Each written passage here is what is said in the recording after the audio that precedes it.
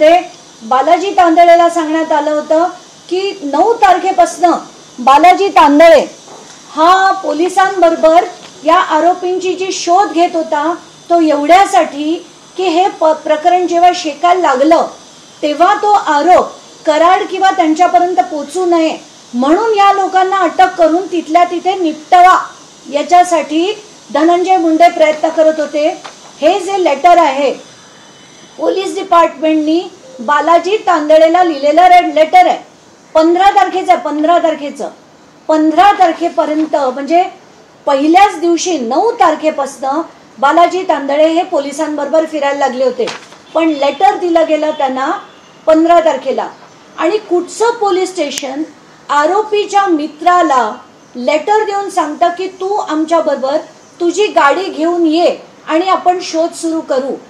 तर याच्यात धनंजय मुंडेंचा दबाव होता, पोलिसांना दबाव होता, या सगळ्या त्यांच्या कार्यकर्त्यांना दबाव होता म्हणून बालाजी तांदळेंनी स्वतः देशमुख कुटुंबाला सांगितलेली माहिती अशी की आम्हाला पोलिसांनी या आरोपींना शोधलेलं नाही, आम्ही गाड्या फिरवून आमच्या एकांना त्यांनी सांगितलं 60-70 गाड्या, दुसऱ्यांना सांगितलं धनंजय देशमुखला म्हणाले 200 गाड्या फिरवून आम्ही या आरोपींचा शोध घेतला म्हणजे सगळं प्रकरण त्यांच्यावर शेकलं जावं आणि यांच्यापर्यंत ते सगळे येऊ नये।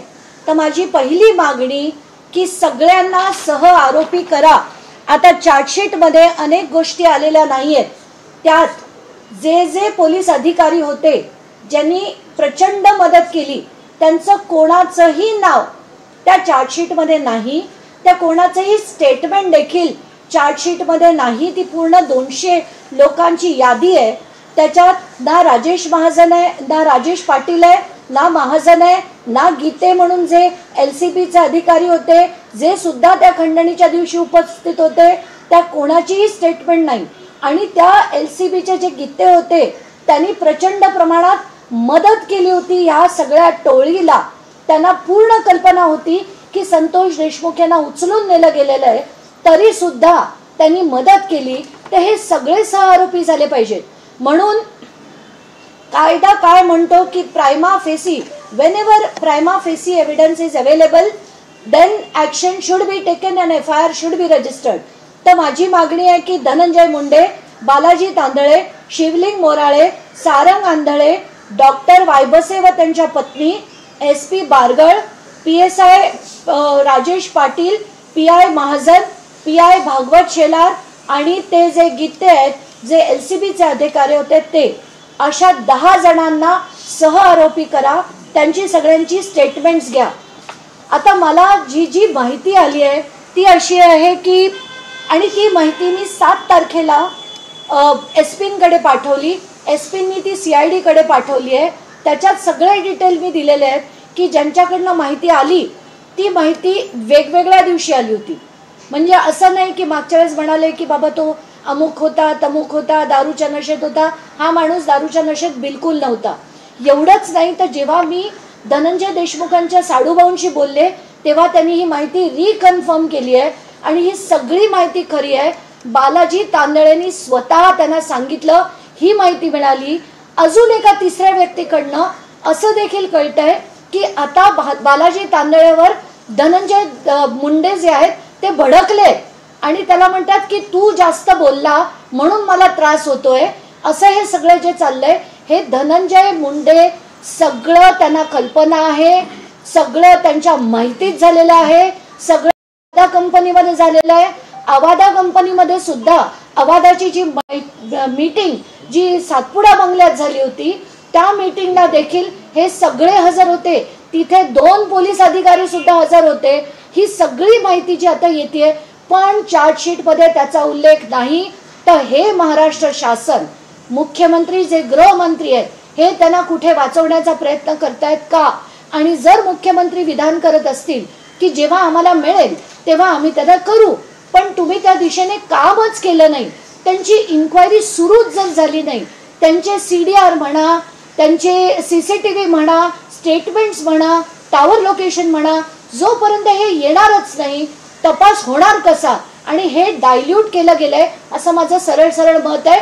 आणि माझी विनंती आहे आता माझ्याकडे आलेली मी ती जी न्यायालयीन समिती आहे त्याच्या पुढे देणार आहे आणि एक कॉपी उज्ज्वल देणार आहे की आताची जी पहिली हिअरिंग आहे त्या पहिल्या हिअरिंग मध्ये ही मागणी सरकारतर्फे उज्ज्वल निकमती करावी अशी मी नम्र विनंती त्यांना करते.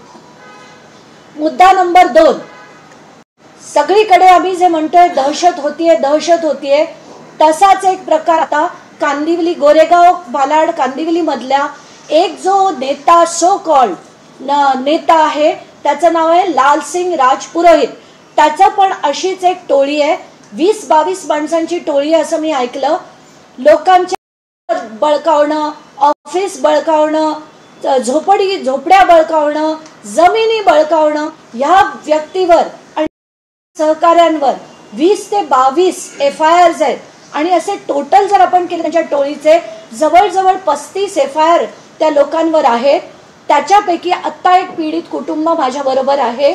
हे दोघं जण जे आहेत मिस्टर पै आणि मिसेस पै. मिस्टर पैंचा होता, त्यांना एका हाताला पॅरालिसिसचा स्ट्रोक झाला होता, हॉस्पिटलमध्ये ऍडमिट करण्यात आलं. प्रचंड प्रमाणावर त्यांचा हॉस्पिटलमध्ये खर्च झाला म्हणून त्यांचं एक छोटं दुकान होतं 245 फीटचं जे त्यांनी विकायचं ठरवलं 2019 मध्ये. त्याच्यात त्यांनी जसं ठरवलं तसं आजूबाजूच्या लोकांना विचारलं किंमत किती आहे, 57 लाख आहे असं सांगण्यात आलं. एक व्यक्ती आला, मी ते 57 लाख असं सांगण्यात आलं.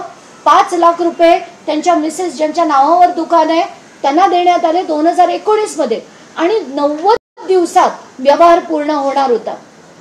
हा व्यक्ती लालसिंग राजपुरोहित नावाचा शिंदे गटाचा व्यक्ती आहे जो आधी उबाटा गटात होता, तिथून तो शिंदे गटात आला आणि त्यांनी त्याचं शिंदे गटाचं ऑफिस तिथे सुरू केलं. मागच्या आठवड्यापासून जेव्हा मी शिंदेंशी बोलले, मी एकनाथ शिंदेंना फोन केला की हा तुमच्या गटाचं ऑफिस आहे इकडे, हे अनधिकृतपणे त्यांनी घेतलेलं आहे, बळकावलेलं आहे या कुटुंबाकडनं.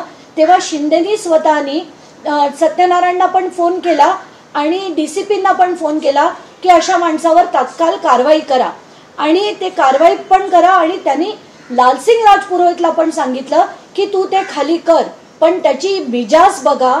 5 दिवस झाले त्यांनी ते खाली केलं नाही.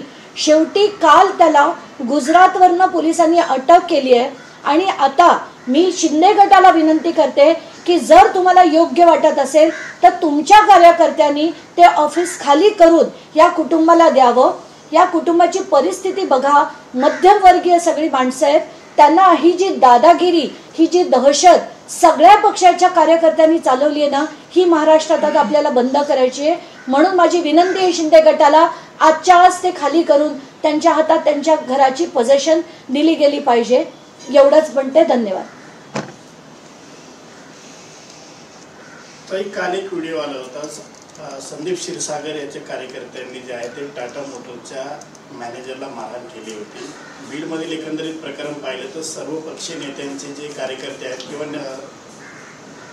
दादा बीडच नाही पूर्ण महाराष्ट्रभरात हे सगळं होतंय.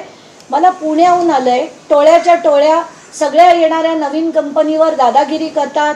हा माल आमचा, ते कॉन्ट्रॅक्ट आमचं, हे केलं आमचं. हे पुण्याला हुंडाई कंपनीमध्ये झालं, ते देखील मी पुढे केलं.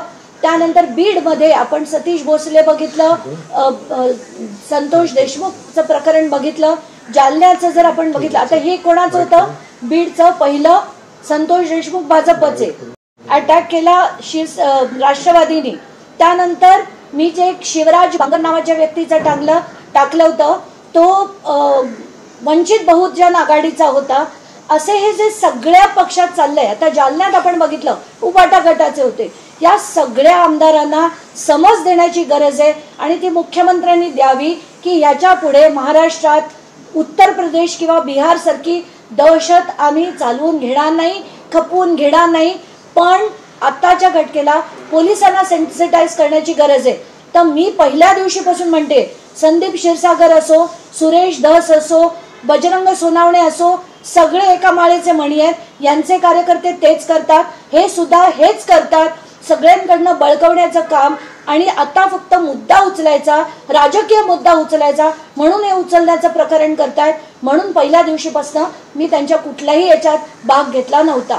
आणि मला परत तेच म्हणायचंय, सगळ्या पक्षाचे सगळे लोक तसे आहेत, पण आता पक्षांनी जर खरंच वाटत असेल असं होऊ नये, त्या सगळ्यांना थांबवावं. ठीक आहे. सुरुवातीपासून या प्रकरणात वाल्मिक कराडसाठी पार्श्वभूमी तयार करण्यात आली, वाहनं पुरवण्यात आली. हे जे एकंदरीत प्रकरण जे दिसतंय किंवा पुढे आलेलं होतं ते धनंजय मुंडे यांनीच पार्श्वभूमी तयार केली होती असं म्हणणं आहे तुमचं?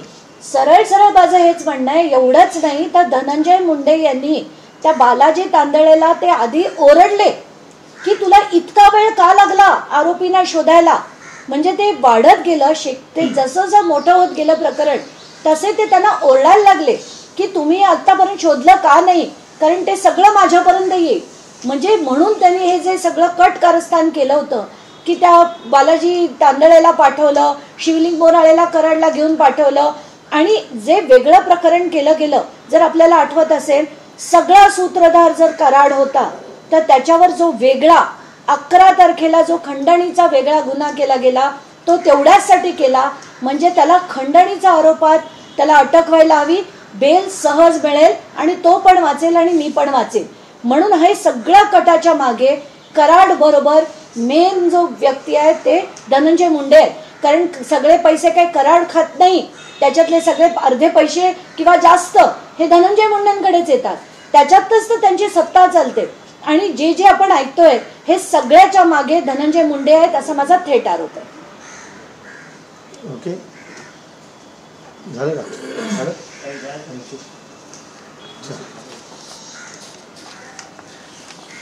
त्या माणसाने मला 3 तारखेपासून 7 तारखेपर्यंत मग शेवटी मेसेज टाकले की मला माहिती द्यायची, आणि मग मी ती माहिती 3 जणांनी कन्फर्म केली तिथल्या. आणि धनंजय देशमुख मला म्हणाले की नाही आहे म्हणून, की आम्हाला तर बालाजी तांदळेने स्वतः सांगितलं की म्हणजे त्यांनी थोडीच पकडले पोलिसांनी, आम्ही पकडलेत म्हणून. आणि का तर ते त्यांना अटकवून टाकायचं आणि आम्ही म्हणजे वाचू. आणि त्यांचं म्हणे ज्या दिवशी त्यांचं सगळं मेन व्हॉट्सॲप चॅट सगळे हे होईल ना, म्हणून त्यांना अरे ते तर बोलायचं राहिलं नसतं, त्यांना अटक केली जात नाही आहे. तर ते तेवढ्यासाठी अटक केली जात नाही की त्यांचे मोबाईल सीज होतील, आणि मोबाईल सीज झाले तर हे व्हॉट्सॲप चॅट सगळं बाहेर.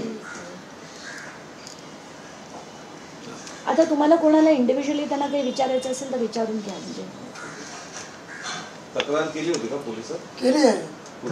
एक मिनिट कामिनी तुम्ही बोलून घ्या सर, मध्ये बसून बोलून घ्या. नाही मी बाजूला बसते, त्यांना दोघांना मध्ये